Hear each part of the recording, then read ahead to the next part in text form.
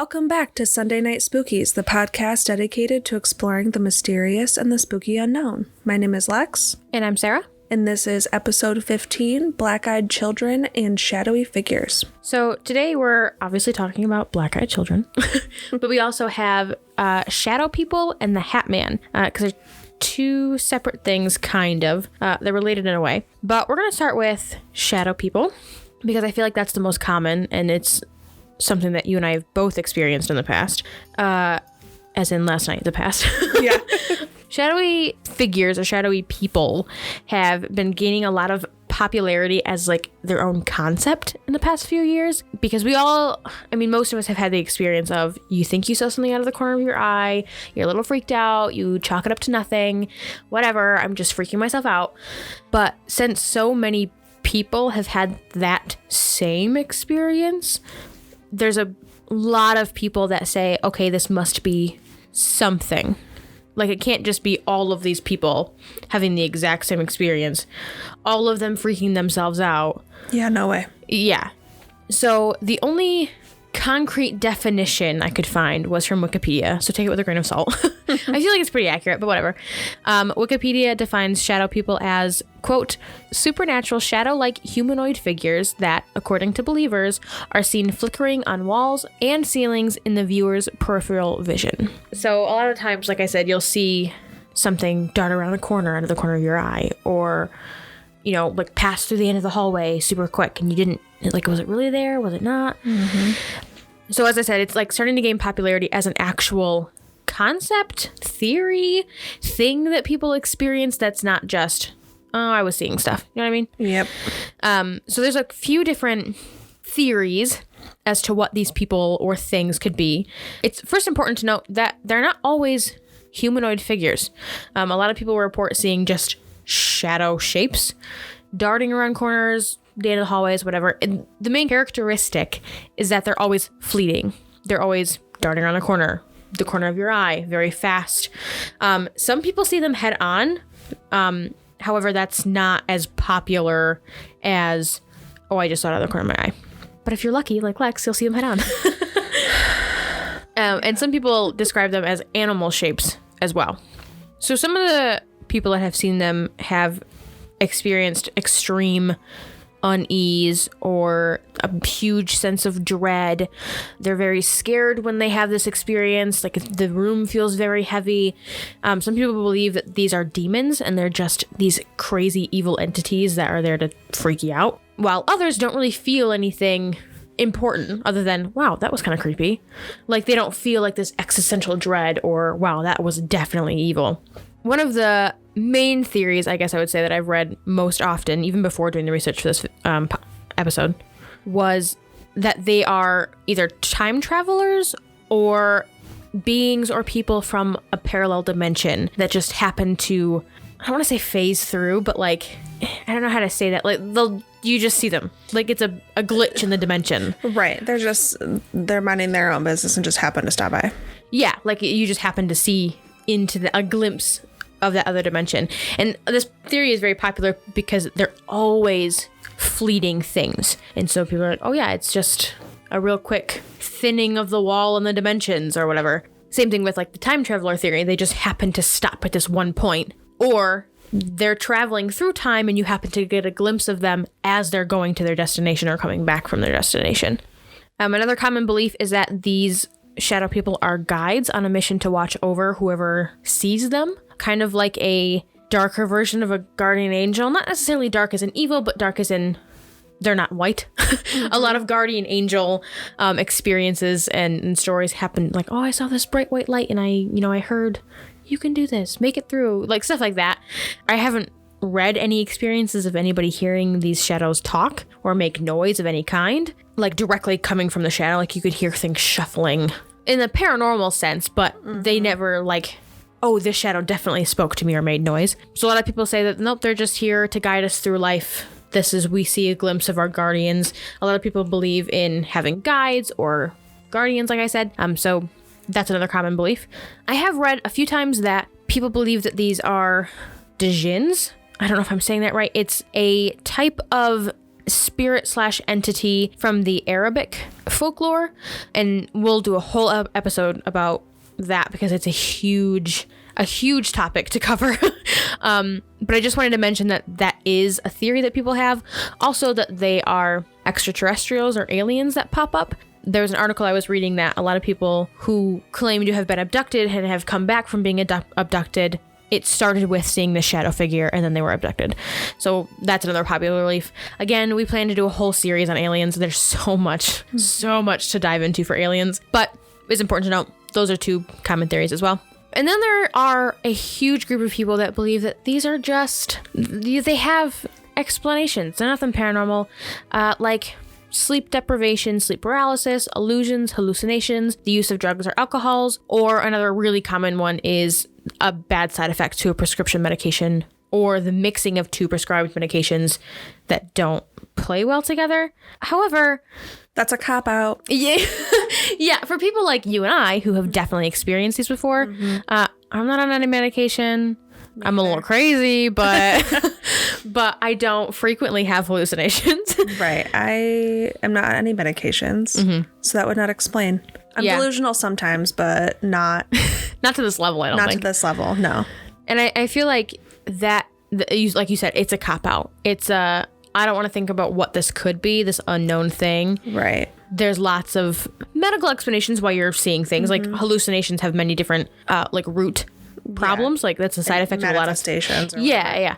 So a lot of psychologists are chalking it up to this list of things. Well, psychologists are like, they want to look at the science behind it, but it doesn't have to be science. It can just be. And like you and I are both fans of science. Yeah. No, we believe in science. Yeah. But. Yeah. And like our debunkability, we're always trying to debunk things. But we also know there's a lot of things that we don't know yet. Right. And this could very well be one of them. There was in the main article that I pulled my research from, the author of Darkness Walks, The Shadow People Among Us, Jason Offutt, I think that's how you say it, I'm not quite sure. He has stated the following, quote, "Many shadow people encounters do seem to mirror ghost encounters, and are the most common type of shadow person encounters. A darker than night, human-shaped shadow that people see walking through the bedroom, hallway, living room, etc.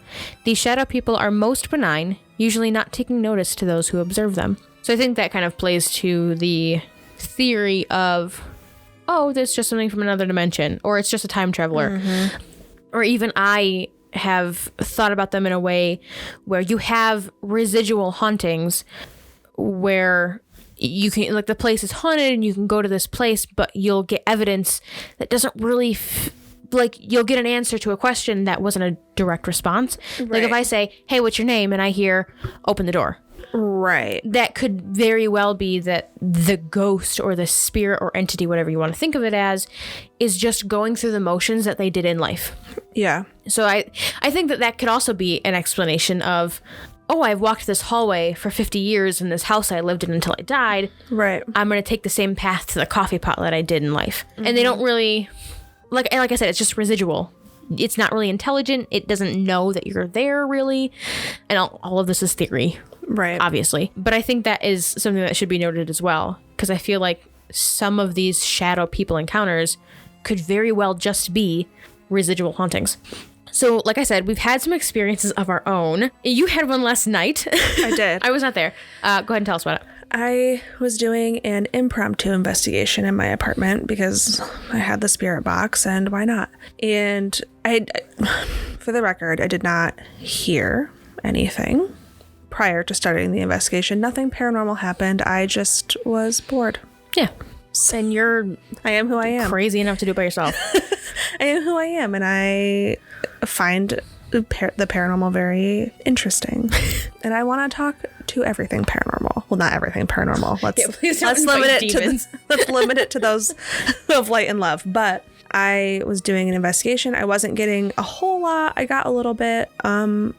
But then I heard something kind of in the direction of the bathroom, and I looked over and I saw, it's kind of, okay, rewind. It's kind of shadowy in the corner by the bathroom anyway, because it's kind of like in a little alcove. But I looked over and I thought I saw a shadow, and I was staring at it, and then I definitely saw a shadow, and it darted, just darted, and then gone. Yeah. But I followed it with my eyes. Yeah, like I said, you're one of those people that could see it head on. That was like the only time that I ever saw a shadow person not in my periffs. So I don't know. It was there. Yeah. 110%. I have no doubt that it was there. That's so wild. No, but I didn't really get any like EVPs or anything. I got like a couple of things in the spirit box, but I'm not 100% sure until I listen back. Yeah, an episode about your house coming soon. Yeah. Stay tuned. Yeah. Before that, though, I used to work at a hotel, and this hotel was not old. When I worked there, it was like 3 years old, so there's not like any history or anything. But Maybe history of the land, though. Maybe. I used to see very frequently shadow people out of the corner of my eye.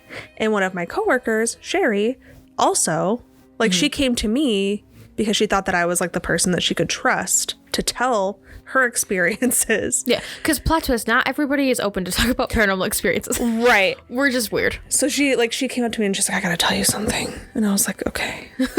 What? And she's like, I have been seeing shadow people on the 3rd floor. And that's where I like predominantly worked, was on the 3rd floor. And I was like, me too.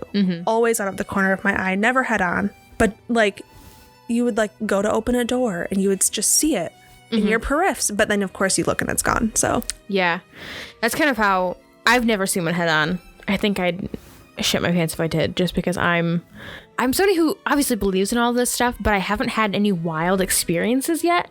Like I've heard things on the spirit box during a session. You know, we've seen things in pictures, we've seen things in videos, but I haven't had a lot of experiences in the moment seeing something. The other night I had a really crazy experience, and I'll talk about it the next time we do my house investigation, or I might do an Instagram post about it. But I haven't really seen much with my eyes. I've heard a lot of stuff. My house is always, there's something moving in my house all the time. But it was probably a few months ago now, or a few weeks. I can't tell time, so who knows. So in my kitchen, the microwave is above my stove. It doesn't work, so I don't know why it's still there. But it's got the glass like door on it, and you can see behind me is my dining room, and like my sink is on like, it like juts out. It's not like on a wall or anything. It's like in the middle of, not the middle of the room. I don't know. But like I stand at my stove and I'm doing something on the stove, probably cooking. And I see something like move in the glass of the microwave that's in front of my face. And so I look up and it's still moving in the glass. And so I turn around and I see a woman figure. I'm assuming it was a woman. It was very small and petite. And I don't know, the waist of it was like, it just looked like a woman's figure. And it wasn't super black. Like it wasn't like this black smoke in the room, but it was gray. It was like a dusty gray. And it almost looked like if you could see it from very far away. Like I could definitely see through it. It looked like you were looking from very far away, like this faint thing that wasn't completely there. And it darted around, not around the corner, but it went like from right to left out of my view. And that was one of the first times I ever saw anything in the house. Like I said, I've heard a lot of stuff. We've seen things on the Connect in my house, but I haven't actually seen things with my own eyes in the moment. Yeah. And so that was very strange. I also have seen orbs recently in the house, so that's great.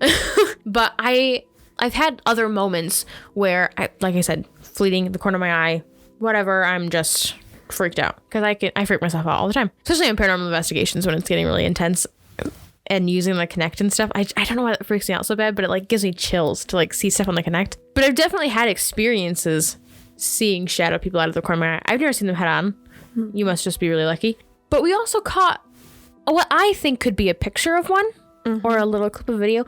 We posted it when we did our state hospital episode, and like all of the pictures and videos from that, there was so much. But now looking back on it and doing a little bit more research, there was a live picture clip that we had taken of this giant black ball moving along the wall really fast. And whether that was a shadow figure, shadow person, or just a ghost, I don't know. Right. Because I mean, it was a shadow. Yeah, full on, because you could 110%. And it wasn't a shadow in the sense where there wasn't an origin. It didn't bend with like when, because it was low to the ground, but it didn't bend where the wall met the floor. You know what I mean? Like if you stand with a light behind you, your legs are on the floor and your body bends up the wall. That's how shadows work. And it didn't do that. It was along the base of the wall and just kind of like, whoop, like really, really fast. And it was almost like, 3D isn't the right word, but like it was away from the wall. Mm-hmm. It wasn't like on the wall. And I don't really know if that makes sense. I didn't see it when we were there, so I can't verify. But even in the video, it looks like dark. It was lifted. It just doesn't look like it's 2D against the wall. Yeah, it was also super dark when we were there. Like the only light we had was a few people in the tour group had flashlights, but we were mostly using the flash from our phones to take flash photography, and that's the method we like to use anyway when we're doing stuff like that, is completely dark, lights out, just the flash of the photography. Because we do use flashlights sometimes, but when we're taking pictures or like deliberate videos, using flashlights is such, I don't want to say a risk, but it's the light can bend and you can forget that you move the flashlight in that way, and like, oh, that's a person or that's a shadow figure, but it was really just your flashlight moving against something. Right. So in the state hospital, we were just using our flash, and you're right, it was away from the wall. It was very dark, wispy shadow thing that just kind of flitted across the floor. So that was, like I said, looking back on that now, I'm like, weird. Very well could be a shadow person. Now, shadow people are different than the Hat Man. Yes. They have some similarities, but the Hat Man is different than shadow people in the way that he's not fleeting. The Hat Man is described as an entity that stands watching from a doorway, a closet, or the corner of a room. And most reports say that he doesn't really do anything when he's standing there. He just stands and stares. Well, that's creepy. A little bit of a side note before we continue. There is some talk amongst ufologists that the man could be an alien species that has come to observe people. And if you don't know what a ufologist is, it is someone who studies UFOs. I should have known that. But, you know. But I looked it up and learned a new word today. So some people say that the Hat Man is connected to sleep paralysis. I have heard that before. Yeah. So I think sleep paralysis is pretty widely known, but if you don't know, sleep paralysis is the feeling of being conscious but being unable to move or speak, and that can last for like seconds to minutes. I used to experience like sleepwalking and a little bit of sleep paralysis when I was like in my teens, and it's one of the most terrifying things I've ever experienced in my life. It's never happened to me. It didn't happen for very long, but I had a little bit of, and I'm sure it could come back at any point. It's just kind of a random thing. But yeah, when I was like between 14 to 16, there was a few times where and you're just so helpless. I didn't see the Hat Man or anything in my sleep paralysis. It was just a feeling of being like, not outside of your body, but think of it as you can't feel yourself really, except for the fact that you feel like you're 1.5 million pounds and you cannot move. Right. Even like breathing is hard. And then all of a sudden it's done and you can wake up and you can move, and it's a little freaky. Yeah, some people, when they have sleep paralysis, feel like a pressure on their chest or like choking. I haven't experienced choking, but the pressure is, I can verify that. Yeah, that's not my favorite. The Hat Man is described as male. He has typical male features from what you can see. He is completely dark, similar to a shadow person, but he wears a fedora or some other kind of long-brimmed hat. He wears what appears to be a long trench coat, and people say that his face is completely obscured, but there are reports that he has glowing red eyes. I've heard that too. Yeah, me too, which is weird because I haven't really heard about the Hat Man specifically, but I remember hearing about a figure with glowing red eyes. Even though it's hard to make out for sure, some people say that his outline appears to be about 6 feet tall. So that's a little ominous, like a 6 foot tall just looming shadow figure with a fedora and glowing red eyes. It's like the mob of the paranormal. Right. So for the most part, the Hat Man will stand in a corner, stare, and then that's it. Some people claim that the Hat Man has approached them, or they've even awoken to him hovering over them. No, thank you. And they can't move because the sleep paralysis thing. Typically, the Hat Man is seen at night, but others have seen him in the middle of the day when they're going about their usual tasks. I think that's even more terrifying. Yeah, because I feel like if it's in the middle of the night and you wake up and roll over and see him, a lot of people can chalk that up to like a bad dream or a nightmare, or it's the middle of the night, I'm imagining things, I'm freaked out, whatever. Yeah, just go back to bed. But if I'm like doing the dishes or something and I turn around and I see this dude standing in the hallway, I'm freaked out. Right, for sure. There have been a lot of reports that the Hat Man shows up after someone has experienced a major traumatic event. Weird. So there is some question about whether his existence is emotionally connected. That makes sense, I guess. Or spiritually, like, brought on. There are a few accounts of people being attacked by the Hat Man. This is, like, rare. But they describe being jumped on, choked, and, like, feeling a burning in their chest or tingling on their scalp. That's very strange. Yeah. Those who have seen the Hat Man directly say that he emits a very dark energy and that his presence is evil, and then some people feel like he feeds off of fear. I've heard the fear thing. I've heard that like the more that you fear him, the more likely he is to show up or stick around. Right. But that was only on like one website that I read that he was evil, because on other ones it was just kind of like ominous, observational, like ominous observation. Yeah. I feel like that's what I've heard the most too. I found an anonymous comment on one of the blogs that talks about the Hat Man, and this person like outlines their experience with the Hat Man. So here it is. I never realized the Hat Man was a real thing until today, but I have my own experience with him. Growing up, my sister and I shared a room. We would always see a shadowy figure, and it looked like it was wearing a fedora and a trench coat. We named him the Fedora Man, fitting his description. He would always just stand in our doorway. He wouldn't do anything but stand there. We were scared at first, but grew to get used to it. We saw him standing there every night for years. Suddenly, he just stopped showing up and we never saw him again. But this is an experience that we both distinctly remember from our childhood. We told our parents about it when we first saw him, but they brushed us off. We still recount on the Fedora Man, but today I realized that this was the Hat Man, and other people have seen him and have shared our experiences. I never realized this was a thing until today, and I can still remember his figure.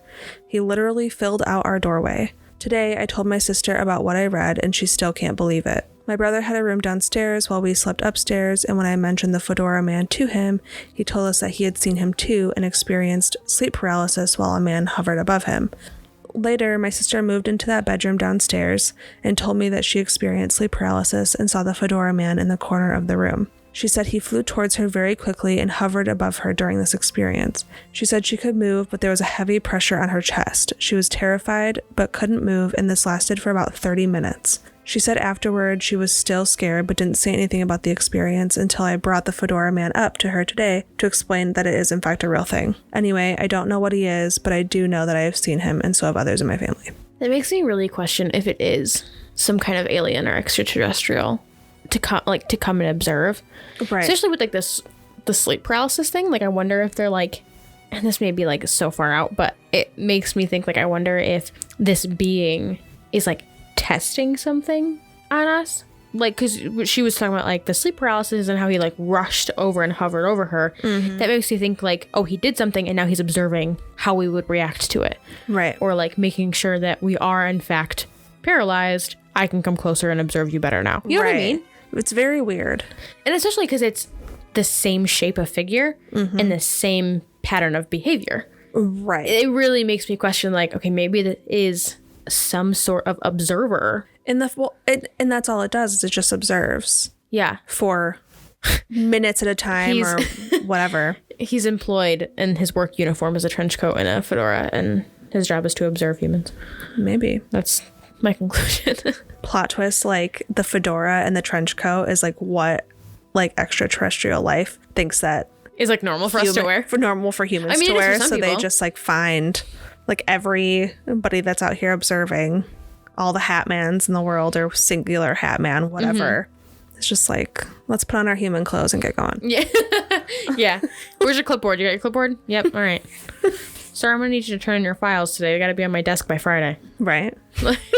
Like, and then that's, to me, there is no logic in this, but that's the most logical explanation, that they have a mission to observe us. They obviously do something to us because he's like, if somebody has experienced sleep paralysis with the Hatman, it's I mean, they're together. There's people who experience sleep paralysis like I have without the Hat Man, but there's a lot of people that have only experienced the Hat Man with sleep paralysis. Right. So it makes me feel like they're connected at some point. But then it's like, okay, if the Hat Man shows up after a traumatic event, what's the link there?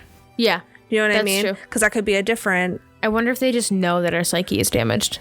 And they're like, oh, let me pop in. Yeah, let's go freak this person out that's already... 60500 had a traumatic experience. Let's go check in. Maybe. Like, I don't know. It's just like Yeah. It's interesting to think about. I mean, it's creepy to think about. I don't want to be observed by another life form. But Right. Well, I'm almost like, if it shows up after a traumatic event, is the manifestation of the Hat Man just like a physical manifestation of bad energy or like negative energy, like whatever you're feeling? Are you manifesting that in the form of a Hat Man? yeah. Well, and that's like a thing. Like, I studied psychology a little bit. That's how I started my college careers. Like, first 2 years was psychology. And a lot of, like I had mentioned before with the shadow people, a lot of people who had traumatic experiences or have certain mental diseases will experience hallucinations, and those hallucinations will get worse after traumatic experience. Like, say you have schizophrenia or something along those lines. That's a more serious mental disease where hallucinations are a side effect for you. If you're more stressed out or life is getting difficult or you've had a traumatic experience, that those hallucinations will become more frequent. And so I wonder, especially for people like us who are interested in this stuff and read about it all the time, and I wonder if some people like that have a traumatic experience and then like expect to see him because they read about it so much. Maybe. I mean, one theory among many, but I can see where that would make sense. What doesn't make sense is that these people that have traumatic experiences will manifest their negative energy or hallucinate like that, but the same figure each time. Right. That's the link that's like not fully connected for me. Right. Right. Well, it's like everything else. Like the Hat Man is seen all over the world. All over the world. And so it's kind of like everything that's supernatural, like we talked about with like mermaids. If everywhere has some version of this has thing. some version of a thing.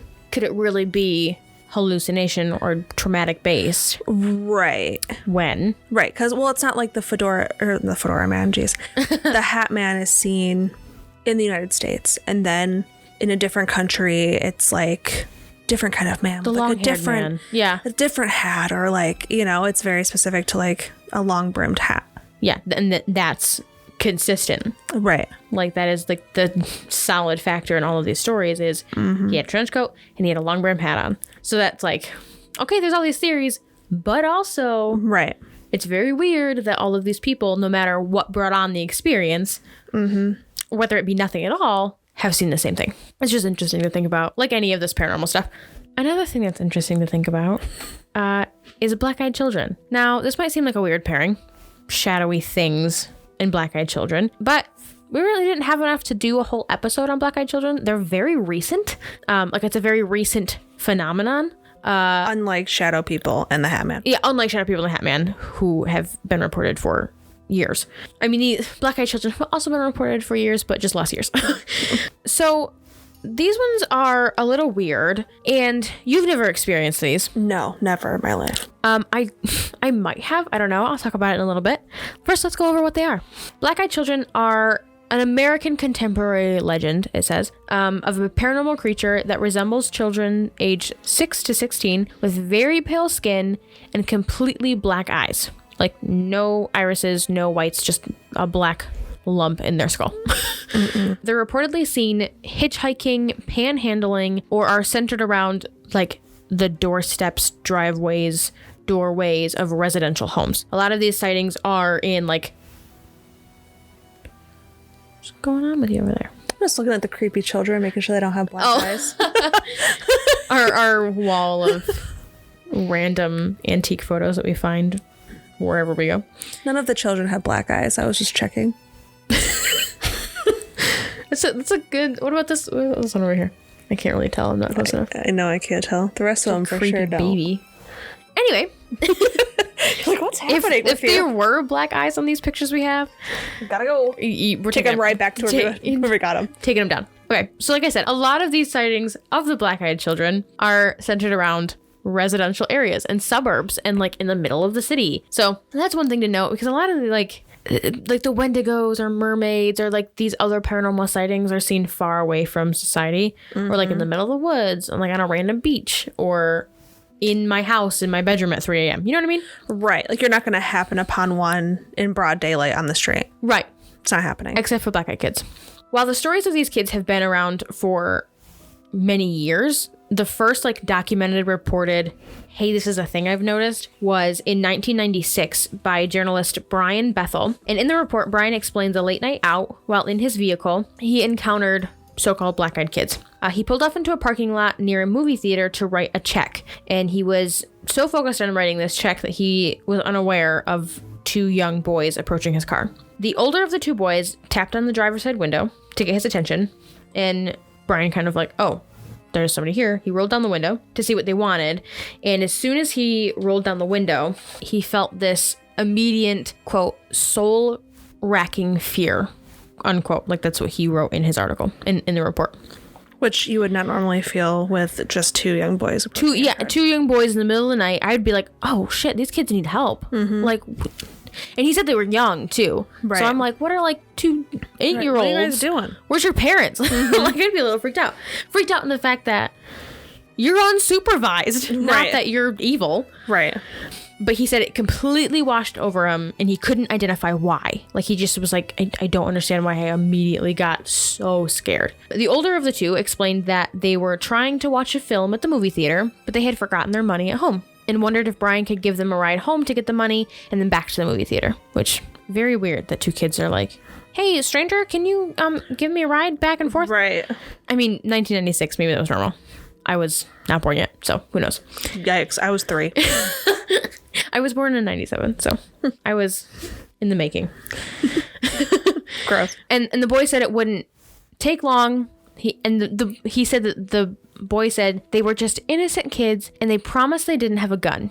That's what they actually spoke of. What? Isn't that crazy? So all I hear is we are not innocent kids and we absolutely have a gun. Yeah. Is what I hear. That's all I hear. Yeah, and he said that Brian was like, what? Like, why are 2 young kids?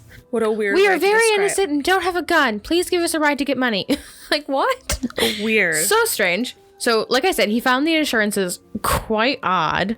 Yeah. For random little kids. And he kind of had made the mental note, because the kids told him what film they were going to go see. And it had already started and was almost over.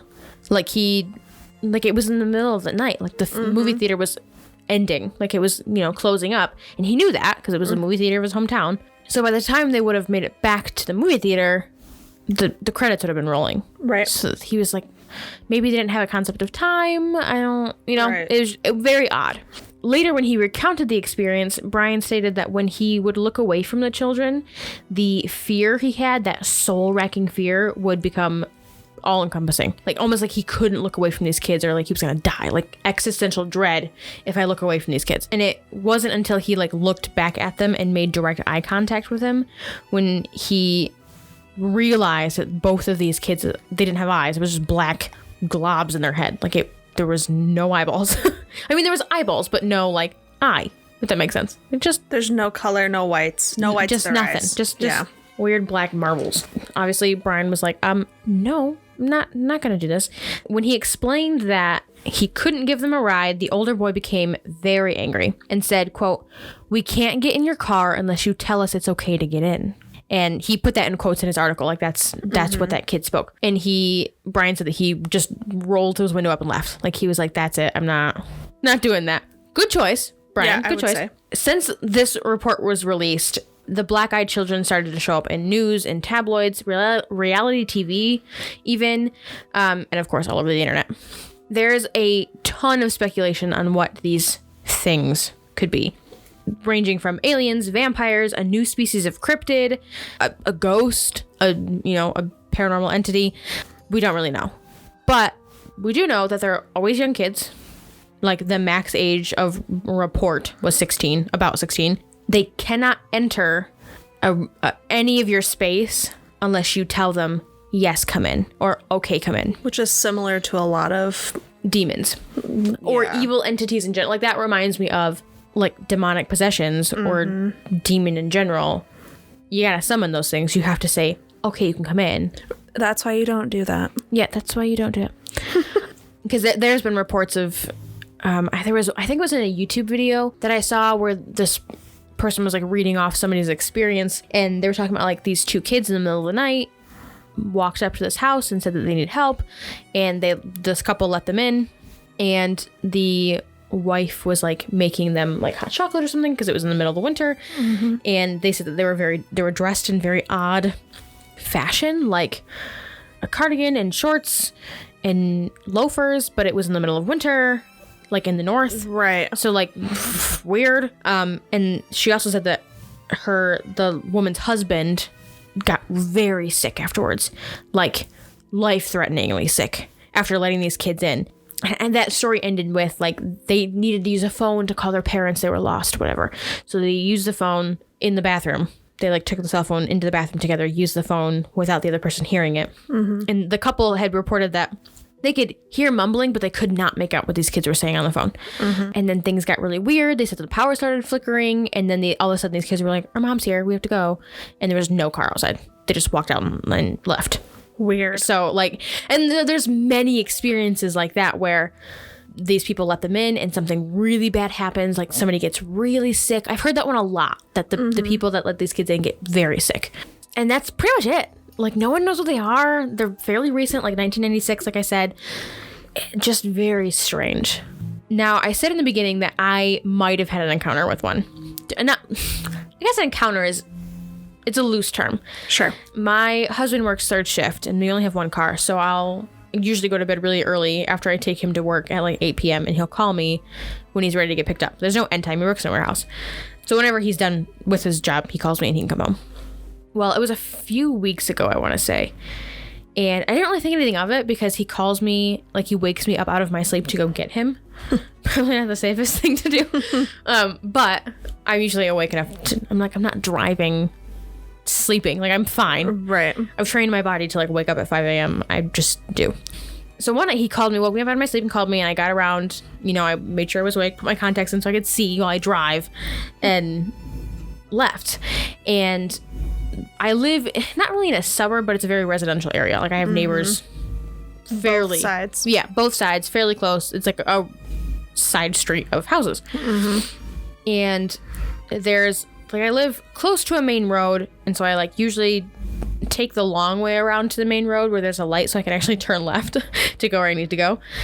And there's a few houses down from me that on this particular night, I went that way to turn on this, like, take the little long way around to the light. And as I was passing this house, I thought I saw a really pale blonde kid standing next to the mailbox. And it was about the same height as like their mailbox post. Like, it wasn't any bigger. And I'm like, what the hell? Like, it's 4 a.m. Why are you out there? And so I saw as I was rounding the corner, so I looked back in my rearview mirror and there wasn't anything there. So of course I'm like one of those people that was like, whatever, like, weird. Like, I experienced random paranormal stuff all the time. I didn't really think much of it at the time. But now that I'm like recounting these black-eyed children experiences, I'm like, they were really pale. They didn't have a lot of clothes on. And that's one of the things I noticed. I'm like, because it wasn't like they were just pale and it was like light colored clothes. It didn't look like they have a coat on or sweatpants on. And so when I looked back in my mirror, it was gone. I don't know if it was a black-eyed kid. That's just something that kind of reminds me of like residential area, weird little kid, pale. Right. What? Weird location for very, very early in the morning. Yeah. Or late at night. I guess it depends on. Yeah, I guess it depends on what time you wake up and go to sleep, I guess. Yeah. Other than that, I haven't really had any experiences. I know a lot of people have, but it's this kind of newer phenomena that people are experiencing, and it's just weird. Especially with the connection to demons, I would say, because they can't come in or can't do anything unless you tell them they can. And that kid was like, we cannot get in your car until you almost like okay. I would if I could. Right. And all of the experiences that I've read, if you tell them no, they get, like, there was one again, it was like a YouTube video I was watching about like experiences about this kind of stuff.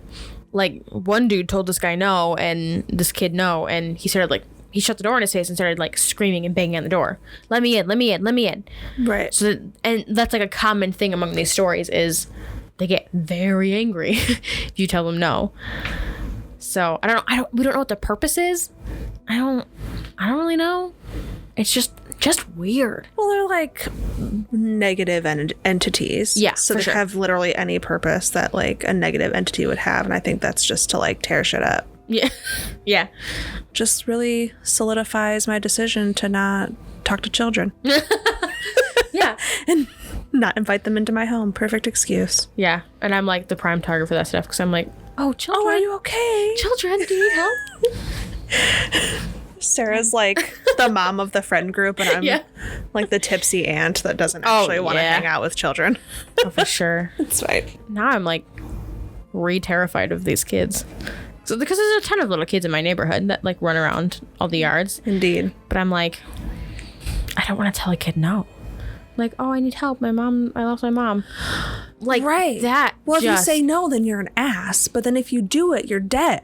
If it is a black-eyed kid, yeah. So what are you supposed to do? Maybe I'll just say no the first time, and if they get mad, I'd be like, all right, shut the door. Get out of here. Or if they start crying or something. I'd be like, oh, okay. Come inside. I don't want to live a long life anyway. Yeah. Yeah. But even I guess I find solace in the fact that that's never happened. Like if you tell them no, I mean, I don't know if it's never happened, but all of the experience say they immediately get very upset if you tell them no. Yeah. So, I mean, if a little kid comes up to me and says, I need my mom. Help me find my mom. And they have black eyes. And if I say no the first time, they're like, let me in. Maybe you just leave your house and shut the door and be like, okay, well, how do I help you?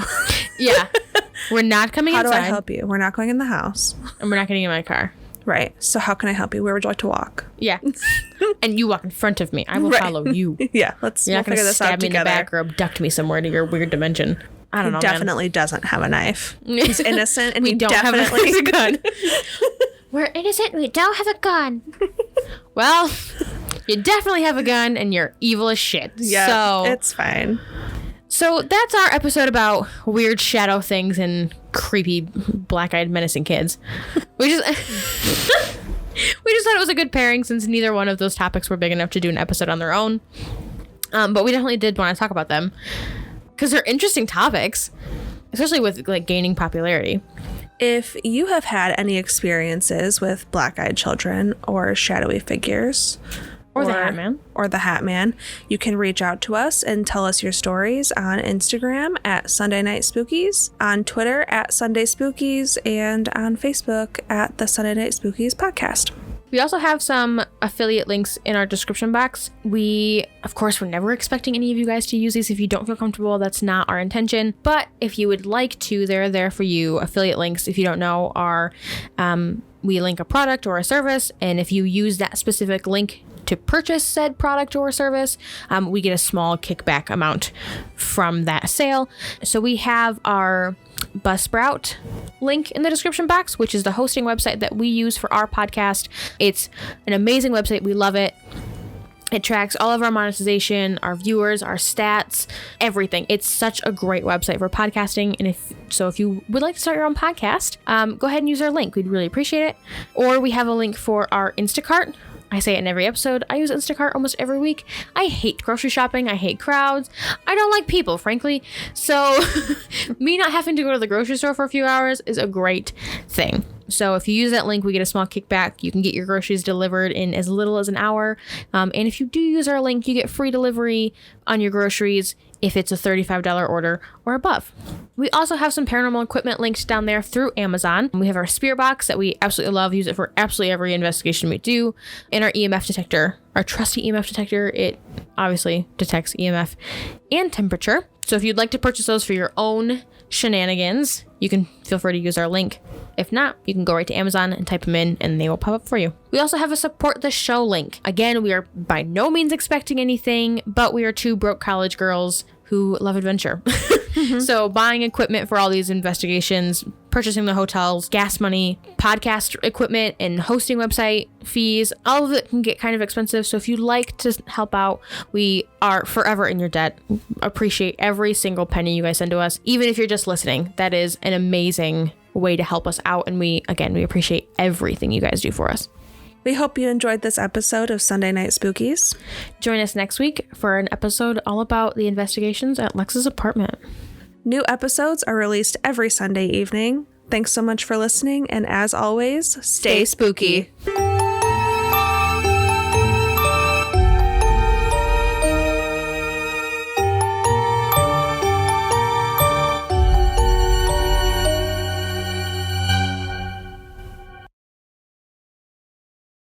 New episode. Oh. What? Don't. I swear to God. Okay, my back is turned. To be fair, my eyes darted because I was thinking. But I swear to God, I just saw something in that room. I swear to God. Brick. Bitch, my eyes. My back is turned to that room.